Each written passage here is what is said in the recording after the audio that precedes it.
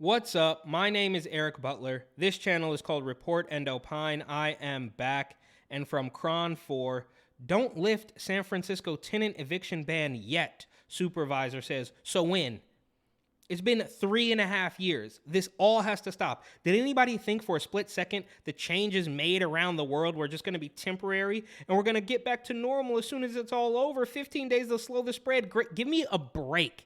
It was a complete facade from the very beginning. I knew that. Loads of other people knew it. A lot of people didn't see it. Now they do see it. There's still a bunch of people who don't, and I'm not sure quite how that's possible. But this was obviously their chance to usher in a new way of living. Some people have a term for it. I would never do that. It's a conspiracy theory that crazy people talk about. But clearly they are trying to usher in a new way of life, okay? So give them more inflation relief checks. Give them rent relief. You don't have to pay rent. Everything is free. Rona is an excuse for any and everything, right? Oh, the Transformers are going to get free money. Black people are going to get free money. Everybody's going to get free money. Of course, it's just control from the establishment. They're going to tell you exactly how much money you deserve and what you can spend it on and how many carbon credits you get. All that stuff. This is what they're trying to do, and they're not even hiding it anymore. Don't end the ban yet. Don't end the eviction ban yet. Okay, when? Oh, on May 17th. Scientists say that's when it makes sense to end it. None of this makes any sense. Obviously, and the one that I always point to is the fact that they came out and admitted that 6 feet social distancing was completely arbitrary. Everybody's pointing fingers at one another. Oh, we don't really know where it came from. Who made it up? There was a week we were supposed to be wearing goggles. Fauci said, well, if you have goggles, eye protection. It was all a complete joke. Obviously, I knew it. I saw it firsthand out in Brooklyn, but that's a different story. And I digress. This is about housing in San Francisco. They say, San Francisco is pondering an end date for the city's COVID-19 state of emergency. Bro, it's been 3.5 years. Give it a rest. The move would terminate existing bans on home eviction for Rona-related hardship. And again, I never understood how the CDC somehow was able to create housing policy, but this is the world we live in. San Francisco supervisor Dan Preston introduced legislation on Tuesday for a 60-day extension that would allow for a wind-down period. Oh, and then so 60 days is going to roll around and then that's going to be it? Or is he going to petition for another 60 days? And the cycle continues. Who is silly enough to continue believing this? Now, yeah, if you just want to live for free, this might work for you, but it's not going to last forever. It's completely unsustainable, as the establishment hack shield losers like to say. If we let protections expire overnight and without warning, we're heading straight off an eviction cliff. Bro, it's been 3 years. You're pretending like it's just happened overnight. Dog, you guys have been harping on this for years. Everybody, it's not going to be a surprise to anybody. If it is a surprise, then they're probably a weirdo drug addict junkie, and they deserve it, right? You love the people that live on the street and make it hard for people to walk to work, right? Just put them out on the street. Everybody's happy. Everybody's comfortable. They're going to be under the Bay Bridge self-vaccinating like they do. San Francisco allocated more than $71 million for rent relief. So they're going to tell you exactly how much you need. They're going to print the money. They're going to, line up the ones and zeros at this point and tell you exactly what you need. Meanwhile, 2 for me, 1 for you, allegedly. The city of San Francisco allocated more than $71 million for rent relief, which to date has helped more than 6,000 households avoid displacement and crushing rent debt. We helped 6,000 households with $71 million. Otherwise, they would have all been out on the street. Meanwhile, you have millions of people on the street anyway, and across the state, of course. Like this is what happens. They're always going to pretend that they're helping you. We helped 6,000 households, even though we destroyed businesses across the entire state, even though we set back children's learning, even though we told you that you couldn't go to a restaurant while we went to restaurants. We told you to stay home while we went to party at Tony concerts. But then we saved 6,000 households, right? You're welcome. You're welcome. Did you say thank you? These people are absolutely pathetic. There remains approximately $24 million in unspent funds, according to the mayor's Office of Housing and Community Development, funds that are expected to prevent displacement and debt for another 3,000 households. Oh, we're doing so good. We're doing such a good job. And of course, Cron 4 going to bat for these people, pretending like they're really helping.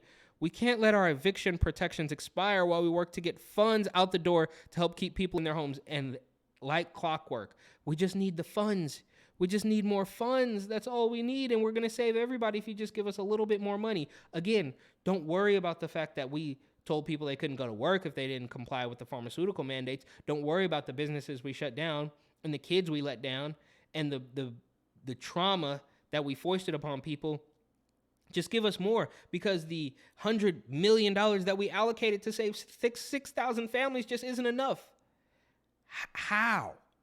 How does anybody look at this? How does anybody who lives in San Francisco and is paying an astronomical rent look at this and say, yeah, London Breed and this housing supervisor or whatever, some bureaucrat, yeah, they're really doing good for us? No, they're not.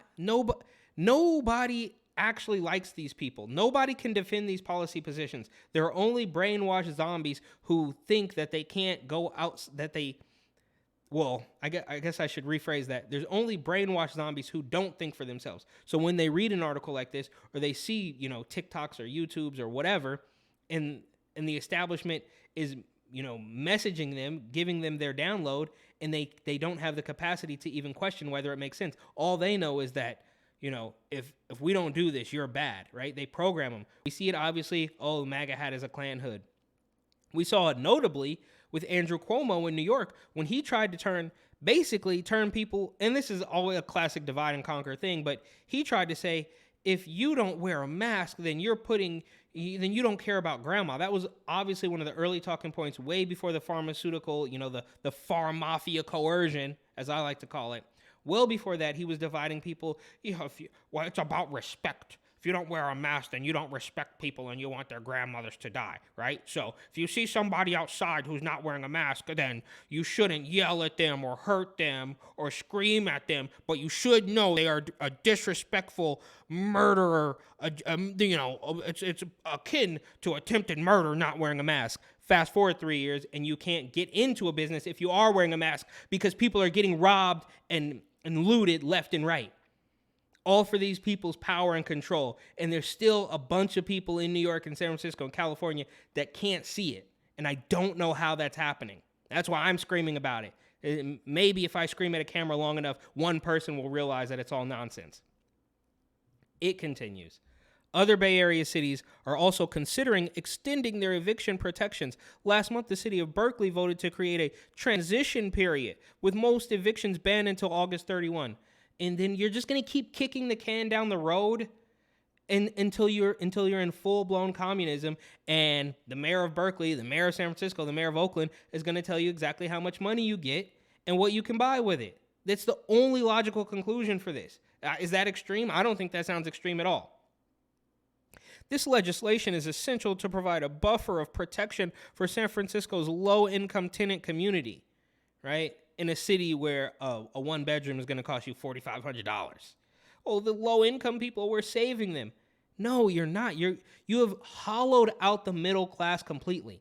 It's the same thing they do with any sort of debate or argument. They hollow out the middle ground. So if you're not with us, you're against us. There's only two extremes, and you are an extremist, and you might be facing jail time for a wrong opinion. Now, you can go loot a Gucci store and you're going to be fine. But if you say the wrong thing, then you're not going to be fine because, like I said, they've hollowed out the middle of an opinion, of an argument, and they've hollowed out the middle class. So there's only, elite politician, tech workers, a bunch of tech workers who are getting laid off. But again, that's beside the point. People who are, millionaires paying millions of dollars to live in a house, thousands upon thousands of dollars to live in condos in San Francisco, and then the people who are self-vaccinating under the bridge. And there would be nothing in between if they had it their way. And it's the exact same strategy that they use when discussing policy, which they rarely do. There is no middle ground. It's you or an extremist. Ask Gavin Newsom, ask Kamala Harris. Anybody who's like, I think it's a little weird that you guys are so obsessed with, using the last resort to get rid of a baby, that's an extreme position. So now they're saying, well, well, if we get rid of these protections overnight, then everything, like I say, is always life and death. If we get rid of these protections overnight, people will be on the street, they'll die, it's going to cost lives. Meanwhile, it's been 3 years. You had ample time to get it together, but they don't care anything about that. All they know is that they're going to ask for more federal funding. It's going to fall through the pockets of all their bureaucrat buddies, and then a few pennies are going to fall onto a weird NGO, and they're going to, and no homeless people are ever going to see it. No junkies are ever going to see it, right? They might get it in the form of a new needle, right? No, we need $1 billion to help save the junkies, and then we're just going to get, cut a backdoor deal for needles and syringes and rubber bands to tie off, but they're not going to get any money, which they shouldn't get any money because they're just going to go spend it on drugs. But I digress. That's a different point. I guess the point I'm trying to make here is that this will never end. Oh, don't you can't evict these people yet. We'll win, right? They're going to end the state of emergency in the entire country, I believe, on May 11th, because that's what the science says. The scientists say so. Now, obviously, the scientists were either wrong or lying the entire time, but that's a different story as well. So, thank you for watching. Please like, comment, share, and, of course, subscribe.